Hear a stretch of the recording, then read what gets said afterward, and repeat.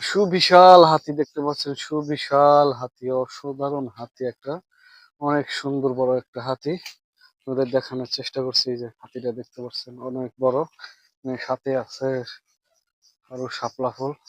এই যে অনেক সুন্দর একটা জায়গা দেখতে পাচ্ছেন, অনেক সুন্দর একটা জায়গা, শাপলা ফুল মোড়ানো আছে, একদম সবুজ, বাগানটা পুরোটাই সবুজ, সবুজের সমাহার।